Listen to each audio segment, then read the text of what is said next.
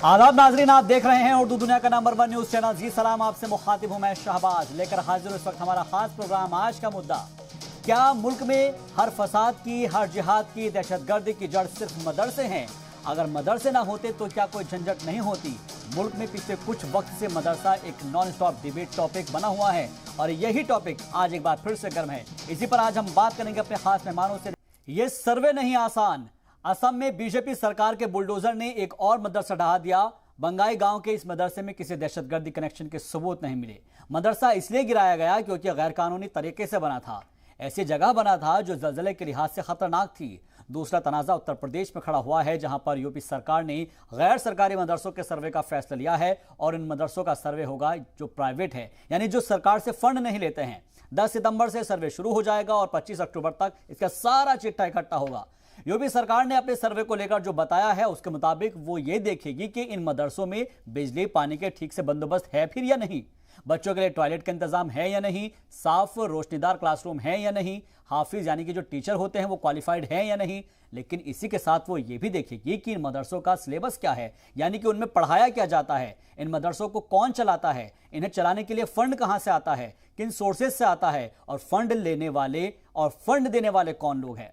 असदुद्दीन ओवैसी का focus in बात के पॉइंट्स पर ज्यादा है और इसलिए वो पूछ रहे हैं कि जब ये मदरसे सरकार के फंड से नहीं चलते तो फिर सरकार इसमें ताकझांक क्यों कर रही है। ओवैसी ने इसे मिनी एनआरसी बता दिया है और इल्जाम लगाया है कि मदरसों के बहाने मुसलमानों को टारगेट किया जा रहा है। यही इल्जाम असम में हेमंत बिस्वा की सरकार पर लग रहे हैं कि कभी तो बुलडोजर से डराया जा रहा है और कहीं पर मदरसों के सर्वे के नाम पर मुसलमानों के इदारों को बर्बाद करने की कोशिश की जा रही है। इन तमाम चीजों पर बात करेंगे हमारे खास मेहमानों से।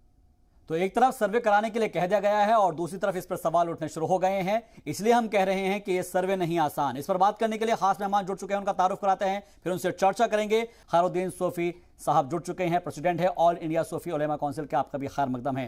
खैरुद्दीन सूफी साहब, आपसे भी समझना चाहेंगे कि मदरसों को लेकर कई सारी बात कही जा रही है, सरकार के अपने तर्क है, अपोजिशन के अपने तर्क है, लेकिन आप जो है इस वक्त जिस तरीके से देखते हैं मदरसों को, उनकी हालत क्या है, एक्चुअल हालत क्या है, और अगर उसको डिफाइन कर पाए उसके बाद ही फिर पता चलेगा कि क्या इसका सर्वे होना चाहिए नहीं होना चाहिए। दीनी मदारिस जो होते हैं जी, वो इस्लाम के खिले माने जाते हैं और यहाँ इन दीनी मदारिस में खालिस मजहबी तालीम दी जाती है और इसके साथ ही साथ मजहबी तालीम के साथ हमको अपने मुल्क के आइन की हिफाजत और जो ना दीगर जो ना जरूरी मालूमात जैसा कि साइंस है और दूसरी जो है ना सब्जेक्ट भी यहाँ पर पढ़ाए जाते।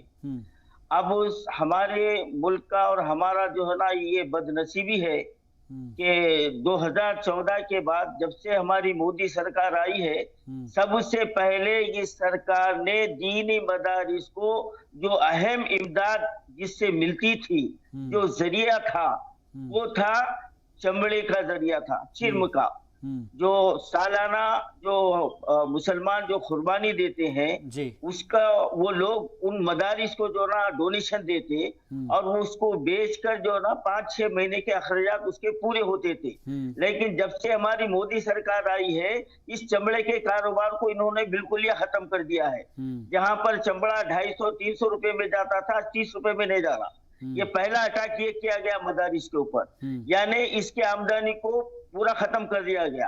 अब इसके बाद ये मसला लेकर उठे हैं कि यहाँ पर क्या सहूलतें हैं। तो अभी हमारे भाई साहब ने, श्रीवास्तव साहब ने बड़ी अच्छी बात कही है।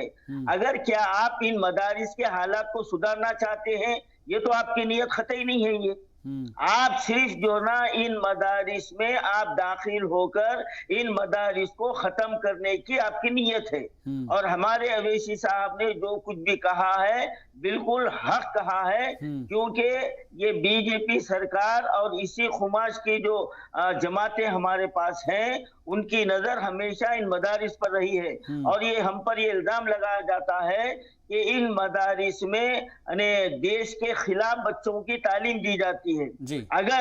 अगर बिल फर्जमाल ये 110% ये गलत है। अगर ये बात होती तो हर साल लाखों बच्चे मदरसों से पढ़कर निकलते और हालत ये है कि ज्यादातर मदारिस में पढ़ने वाले बच्चों का रोजगार का भी एक मसला है। अभी अभी जो बात कह रहे थे कि बिहार में जो ना वो बच्चे को मुलाजिमत नहीं मिली, ये हमारी जो ना बदनसीबी है के बावजूद हमारी जो है ना यूनिवर्सिटी के हिसाब से हमारा बच्चा अरबी में या ग्रेजुएट होता है, फिर भी उसको नौकरी नहीं मिलती। तो वो मसाजिद के और उन मदारिस में पढ़ाकर अपनी जिंदगी गुजारता है। क्या हमारी मरकजी हुकूमत और हमारी यूपी की हुकूमत मुसलमानों की ये तबाहाली उनको नजर नहीं आ रही है कि जो बच्चे 12 साल 15 साल मदरसे में पढ़कर निकलते हैं, उनके लिए क्या ये लोग कुछ भलाई का इक़दाम किए? नहीं किए।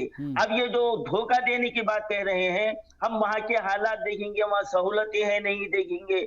अभी हमारे श्रीवास्तव साहब ने बड़ी अच्छी बात कही कि वो आप मदरसों का, वो स्कूलों का जायजा लीजिए जो प्राइवेट है, वहां पर जो है ना दोनों हाथों से डोनेशन लिया जाता है, महाना जो है ना हजारों रुपए वहां पर फीस दी जाती है। क्या वहां पर ये सहूलतें मौजूद है? और वहां पर जो सिलेबस पढ़ाया जाता है, क्या वो सिलेबस में जो है ना यहाँ फिरका परस्ती नहीं है उसके अंदर? ठीक है, कई ऐसे सबूत जो ना कई सारे मुद्दे हैं, कई जो ना स्कूलों में जी ठीक है सर, है सही है। तो हमारी यूपी सरकार को ये भी देखना चाहिए कि मदारिस में झांकने से पहले आप जो ना अपने स्टेट के उन तमाम स्कूलों का भी जायजा लीजिए। ये मैं सवाल करूंगा, बीजेपी के हमारे साथ मुसलमान बैठे हुए हैं, करने की वजह क्या है? ठीक है खैरुद्दीन साहब, इस्तकबाल आपका ब्रेक के बाद। तो ये सर्वे नहीं आसान, वो इसलिए कहा जा रहा है क्योंकि अपोजिशन जो है इसको लेकर कई तरह के सवाल खड़े कर रहा है, और यही वजह है कि अब देखना अहम होगा कि इसको लेकर कितनी सियासत आगे जोर पकड़ती है। हमारे साथ खास मेहमान जुड़े हुए हैं, एक बार फिर से उनका रुख करते हैं।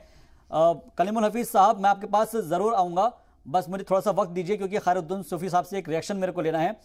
खैरुद्दीन सूफी साहब, क्या आप ये बता सकते हैं कि इस वक्त मदरसों की जो हालत है वो आप ज़्यादा बेहतर बता पाएंगे? वो इसलिए क्योंकि हमने जो रिपोर्ट देखी है उसके अंदर ये कहा जा रहा है कि जब बच्चे मदरसे से पढ़कर बाहर निकलते हैं या फिर उनको पासपोर्ट बनवाना होता है तो उनकी जो मार्कशीट है वो एप्लीकेबल नहीं हो पाती है उस पासपोर्ट बनवाने के लिए। क्या ये बातें सच हैं? साहब, मदारिस में जितने भी बच्चे पढ़ते हैं ये तकरीबन जो अंदरून जिसको अखामती मदरसा कहा जाता है, वो ऐसे मुसलमानों के बच्चे होते हैं जो उनकी किफालत नहीं कर सकते। तो कौम के हमारे जो साहिब सरवत है उन बच्चों की किफालत करते हैं और उनकी किफालत से पढ़े जाते हैं। जैसा कि मैंने कहा कि हमारी मौजूदा हुकूमत ने मदरसे की जो असल आमदनी थी उसको खत्म कर दिया है। अब मदरसे से निकलने के बाद वो बच्चों की हालत जो ना दिगर को होती है, ये सबके सामने है। अब मेरा सवाल जो है ना हमारे मिश्रा जी से मैं अदबन ये पूछना चाहता हूँ, अगर हमारी यूपी सरकार तमाम मदारिस को मदरसा बोर्ड के तहत लेना चाह रही है तो आसाम में मदरसा बोर्ड को क्यों खत्म किया गया? और आसाम में जो है ना खत्म किया गया तो अब यहाँ पर ये कैसा यकीन कर लें कि आप ये सर्वे करने के बाद में इन मदारिस को मदरसा बोर्ड में लेंगे? यहाँ पर तो 99% आपकी नीयत ये जाहिर हो गई है। जैसा आसाम में बुलडोजर चलाया गया है, आप यूपी में भी जो ना मदरसों पर बुलडोजर चलाना चाहते हैं। अगर आपकी नीयत नेक है तो पहले आप मदरसा बोर्ड को आप जो ना कितना फंड वहां पर उसके लिए मुहैया कर रहे हैं आप, और 500 जो मदारिस को आप जो है ना फंड दे रहे हैं उनकी तनख्वाहें अभी नहीं आ रही, हमारे कलीम साहब ने अभी कहा है, तो आप वो नहीं कर सकते तो ये 16,000 मदारिस का जो है ना आप सर्वे करके क्या करने वाले हैं? तो यहाँ पर सरासर यूपी सरकार की यहाँ पर बदनीयती है, ये धोखा है, ये फरेब है, और मुल्क के असल मुद्दों से अपने अवाम को हटाना है।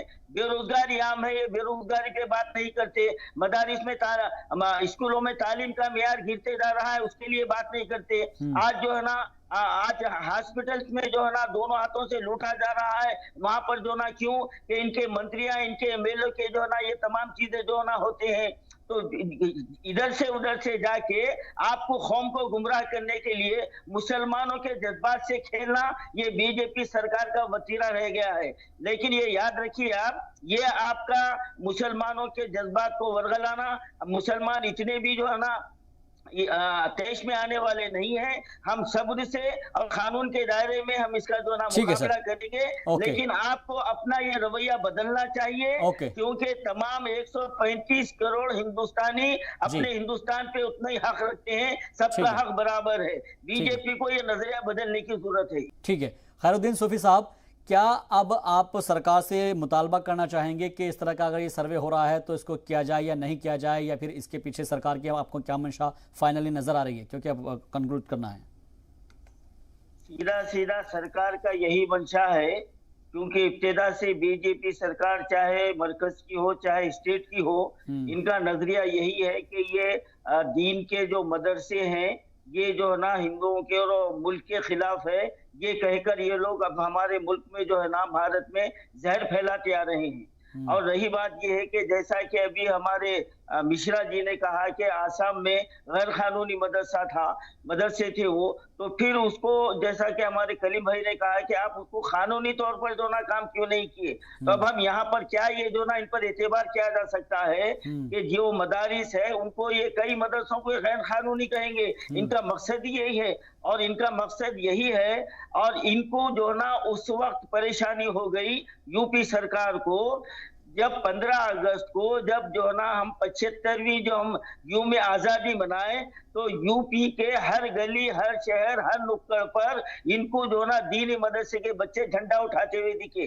तो ये नजारा देखकर योगी सरकार की नींद हराम हो गई। सारी दुनिया में मुसलमान बच्चों ने, मदरसे के बच्चों ने ये मैसेज दिया कि हम मुल्क के लिए हम कुर्बानी हमारे बाप दादा दिए हैं, हम भी कुर्बानी देंगे। तो ये जज्बा ये देखकर हमारे भाई साहब 1 मिनट का मुझे मौका दीजिए, बहुत जल्दी से बहुत वाइंड अप करना है जी। तो योगी सरकार को हम खतई मदारिस में घुसने की हम जो ना इजाजत नहीं दे सकते, हम उस बात को मानने के लिए तैयार नहीं है। अगर जबरन मदारिस में घुसकर अगर गैर कानूनी तौर पर जो ना मदरसों पर जो ना कुछ इक़दाम किया गया, तो फिर हम उसके लिए जो है ना हम उसके लिए हम जो ना कानूनी दरवाजा खटखटाएंगे और हम इसको बेदारी मुहिम जो है ना पैदा करेंगे। ये जो है ना मोदी योगी सरकार का ये जो है ना ऐलान और ये मदारिस का जो है ना सर्वे करना ये गलत है, हम इसकी खुली मुखालिफत करते हैं। ठीक है सर, बहुत बहुत शुक्रिया आप तमाम मेहमानों का हमसे जुड़ने के लिए और अपनी बात रखने के लिए। लेकिन कुल मिलाकर देखना अहम होगा कि जो सर्वे है क्या ये वाकई में आसानी से हो जाएगा या फिर इसके लिए मुश्किलात का सरकार को सामना करना पड़ सकता है। फिलहाल के लिए आज का मुद्दा में बस इतना ही, दीजिए इजाजत, आप देखते रहिए जी सलाम।